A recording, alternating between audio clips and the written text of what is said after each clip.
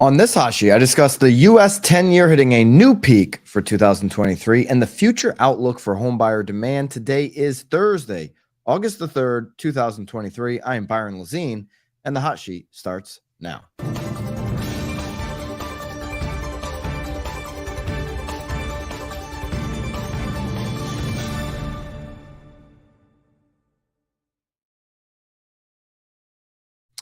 If you could, love it for you to hit the thumbs up here as you jump into the hot sheet. Let me know which market you are tuning in live from here if you're on the live stream today. And we woke up this morning with a hot 10-year Treasury yield. By the way, hot is the code to get 10% off of BAMX. I just had to answer the DM today. Hey, are you having a BAM bash at the Tom Ferry Summit this year? Yes, we are. And BAMX members absolutely get in. And if we have capacity after that, then we'll get some more people in. Over 300 people didn't get in last year. So make sure you're a BAMX member. Use the 10% off code HOT so that you get your BAMX access. And then if you want to go to the Tom Ferry Summit, there's PRBAM SS code, which will get you $100 off of that ticket. And we are doing the BAM Bash night 1, August the 22nd. Okay, 10-year Treasury yield rises as investors digest the U.S. rating downgrade. 10-year Treasury has officially hit the highest mark of the year. Okay, this is not good for capital coming into the mortgage market, and it certainly isn't going to be good for the 30-year fixed read when we get it later today. We could potentially hit our high for the year on the 30-year fixed later today. Here's a look at the 10-year. If we just go out year to date, you can see here that this mark of now 4180 kind of screaming up. This is uncharted territory for the year. Anything over 42 would probably bring us above the high mark for the 30-year fixed last year. Okay, so if we just look at last year's 30-year fixed rate, this was the high mark here. Okay, there we go, 737. That was set on October the 20th, 2022. 737. Yesterday, we, by the way, hit 7.13. So we're inching into that direction. But 737 on October 20th was the high mark last year when they started to raise interest rates. So if we go back 1 year on the 10-year, we hit on October the 20th, 4.232. We're getting dangerously close. We haven't been sitting up above 4.2 at all this year. We're knocking on the door right now. And last year, we only sat above 4.2 for really that late October, a little bit into November timeframe. November, we actually touched over for a couple of days. And that was it. We haven't had a sustained period of time where we've been at 4.2. So hopefully that's the case with what's going on right now. Hopefully we'll see, if we do hit 4.2, hopefully it'll be a brief moment in time like we've seen here over the last year. We've kind of bounced between, 3.2, 3.4 really is our low end to about 3.8. That's kind of been this average here over the last year, that range, but we have touched over 4, and it looks like right now, as we sit over 4, that we could get even over to that 4 range. This will undoubtedly impact the 30-year fixed today. Okay, what does this mean now for the future of home buyers? Actually, before I go to that, and this will be for all BAMX members in your daily download for the hot sheet on BAMX. I've got a couple of slides. These are from Steve Harney, shared these from Keeping Current Matters. These are great slides to just take a look at the 30-year and the 10-year, right? As this 10-year has bounced up this morning, up over 4, getting dangerously close to 4.2. History tells us, the last 50 years tells us that we're going to see a bounce in the 30-year. And we've been able to follow that trend all year. The average spread has been 1.72 over the last of the relationship between the 10-year and the 30-year. Here on the channel, we just posted yesterday a video with George Ratu, who is the chief economist at KCM, former chief economist at Realtor.com, where he explains the relationship between the 10-year and the 30-year. It's about a 5-minute video. Check it out. Subscribe to the channel if you haven't done that already. And here's the spread between the 10-year and the 30-year right now, sitting at an average of 278. So the average over the last 50 years is 172. We're at an abnormal position here between the 10-year and the 30-year. So on the long term, we would expect this to tighten up closer to, the historical average, where we get closer to at least 2, right, on the relationship between the 10-year and the 30. Doesn't appear to be happening anytime soon because of the fragility of the U.S. economy. I spoke yesterday about the Fitch rating. I said it on the hot sheet yesterday. I wouldn't pay any attention to it. I don't think it's a big deal. I think these next couple days here, we're going to have some reactions to it. By the way, Jamie Dimon from JP Morgan said the same thing yesterday in the afternoon. Doesn't care about the Fitch rating, thinks it's silly. They've rated things AAA that have gone bankrupt a week later. So not worried about that rating, but there's going to be some reaction. And when investors are looking long term on the U.S. economy, they're a little bearish. That's just the realities of where we're at, and that's going to widen this gap. The other thing that's keeping this more of an abnormal gap was the bank failures that happened earlier in this year, and the still reality that there could be more coming in the future.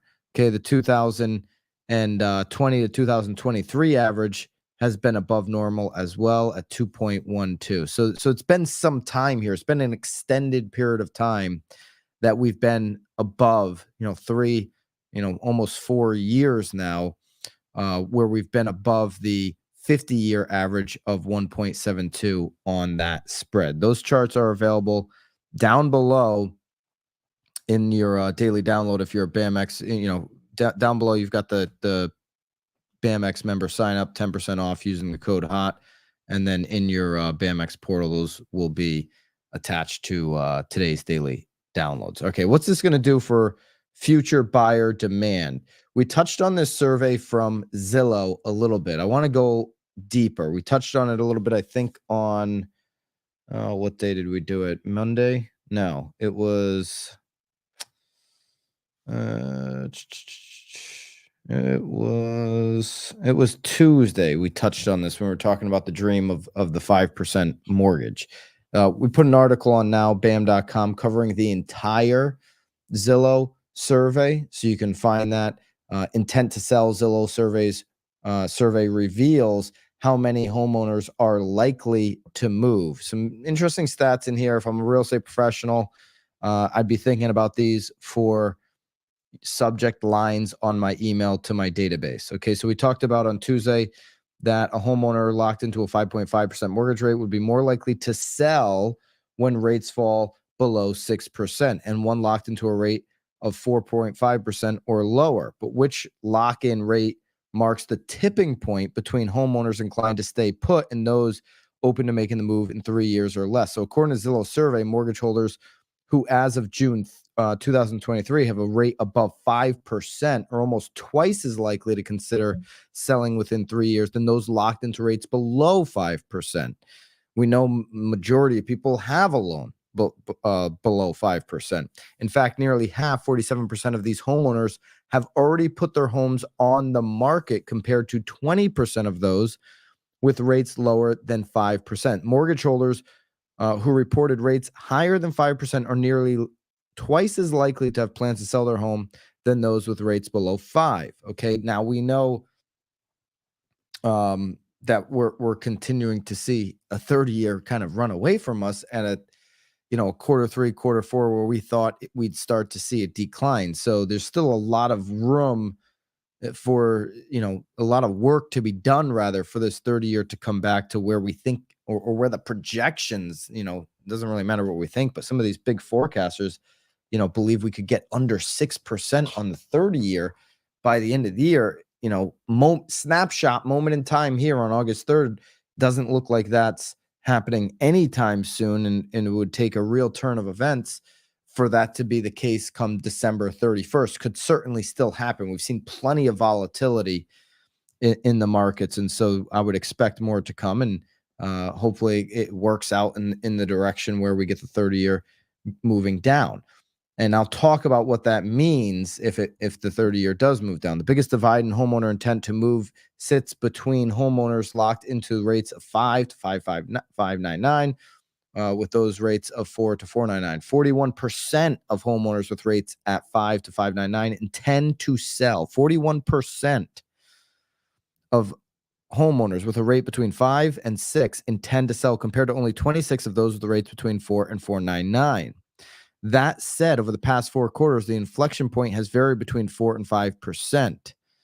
Okay, so Zillow puts a true inflection point between 4 and 5%. You can see this chart, and I've got it down below in the daily downloads as well, so it's already carved out nice and neat for you. Quarter 3 of 2022, that inflection point was down to at 5%. Now it's up at 4%. Quarter 2 of 2023, we've got it back to 5 to 5 and 9%, 5.99%. 80% of mortgage holders are locked into the rate below 5%. So that's where I believe we got to get closer to 5.5 to really unlock some of this inventory, because of how many people have sub 5%. Okay, mortgage holders here, 5% or greater, 38%, and then below 5%, 21%, planning on selling their home. That chart's down below for you, as well as the inflection chart. Here's one that I think is a little more simple. The first two are Zillow. This one is using Zillow sources, but it's a Bloomberg chart. I think this is a good one to put in front of somebody who's concerned about, are there ever going to be homes coming on the market? Owners are starting to warm to the idea of putting their home on the market, okay? From quarter 1 of 2021 until today, there's never been a better feeling with homeowners that they're going to consider selling in the future. This could mean more inventory in 2024. They're warming up to the idea. It's the first time where over 20% of owners are warming up to the idea of putting their house on the market since quarter 1, 2021. That's a big indicator for us right now. In fact, today on Bloomberg, there's an article, the U.S. housing drought is ending. Okay, there are growing signs that the supply of new and resale homes on the market will pick up in 2024, taking some of the steam out of prices. They reference here the NAHB Wells Fargo Sentiment Index, obviously for home builders feeling better. The single-family home permits going up. And then obviously this survey here that we just showed, where more homeowners are considering selling. So those are 3 data points that show us 2024 could have more inventory than 2023 has seen, which has been obviously really low. Okay, so that's a good sign for home buyers. Well, maybe I wait, and maybe there'll be more options at a lower price, not so fast for home buyers. Okay, and this is where we really need to educate them. We talked about the projections earlier in the week, where AEI, Zillow are in the 6 and 7% home price gains respectively for this year and for all of next year. So home prices likely only to continue to go up, even if we do get more inventory. Some of the reasons why we should be educating our home buyers that this might be the reality, and buying today is below the peak if you can find the right house. Number 1 here from John Burns Research and Consulting, U.S. household formations are still running hot. Look at this, the highest household formations in the last year since any point here, going back to 2020. Okay, in the last 3 years, we right now have the highest new households formed. That means there's going to be demand in those new household formations for housing next year. They might be looking for a house. So you might be adding some of this to some of this demand that we currently have. Okay. Well above the 2013 to 2023 average. We're at 2.1 million households. The average of the past 10 years was 1.4 million. Okay, so not a double up, but a significant increase, almost a double up there on how U.S. household formations are still running hot. By the way, hot is the code to use to get 10% off of BAMX down below. Just reminding you there, it's the best community in all of real estate. You want to get into that today. Okay, here's another reason why. If I'm talking to somebody about, okay, well, can I buy lower or is it going to be a higher price next year? KCM chart that they shared with us. Serious delinquencies on a decline. Percent of mortgage loans that are 3 monthly payments or more past due or in the process of foreclosure. Look at these numbers. They're in the tank. There's not serious delinquencies happening right now. That is what spurred so many deals back during the real estate bubble that we all remember in 2006 and 2007.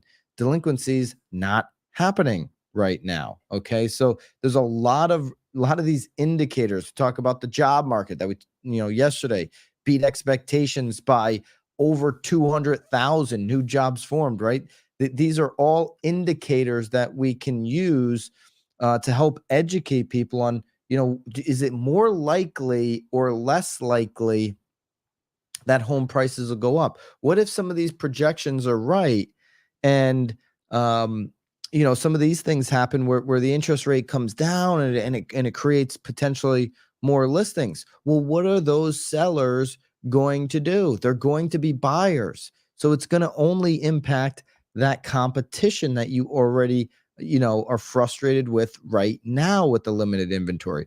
More homeowners again plan to sell within within the next 3 years compared to a year ago. So there's still going to be a break in this market at some point. People will sell, and if we have an economic issue that is unforeseen right now, even more will sell. I was having a conversation with an agent last night at dinner where he just couldn't wrap his mind around the fact that back in 2012, we were begging agents to just bring the the buyers that they have through the property. We were begging for showings in 2012, 2013, 2014.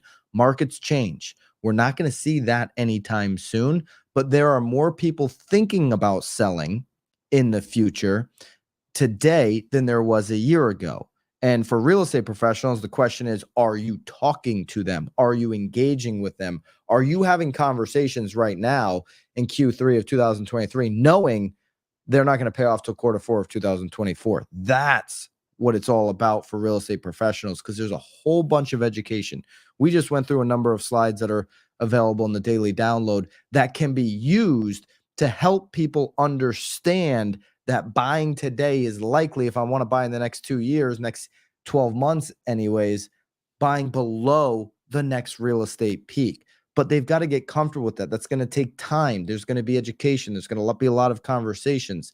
The one and done, let's go create a relationship, go buy a property the next day. That was 2020, 2021. Not the case anymore. It's going to be a longer term relationship for sure. So that survey, again, is on nowbam.com. You can check it out. Just to recap, if you missed the beginning of the stream here, we're at the highest 10-year mark all year. It means we're likely to hit the highest 30-year fix. So, some of the future may look brighter, but the reality is this is a grinded out period, a grinded out end of summer, August for real estate professionals, as we have some volatility here on the 10-year and the 30-year. All right. If you're free for August, you want to join me at the Tom Ferry Summit, there's a code below, PRBAMSS, to get your ticket to the Tom Ferry Summit. We're going to have Bam Bash on August 22nd, the first night of the summit. If you're not a BAMX member, that's the best way to get into Bam Bash. You get 10% off of BAMX by using code HOT down below. Hope it's not too hot where you are. Where I am, the humidity left a few days ago here in Connecticut. But I hope either way you have a great day. Be super productive on this Thursday. 3 days into August. There's like, I don't know, 3 months and maybe a week left for real estate professionals to put numbers up for 2023. Keep that in mind as you head out there today and add value and educate your consumers. And we'll see you back here tomorrow. Until then, toodaloo.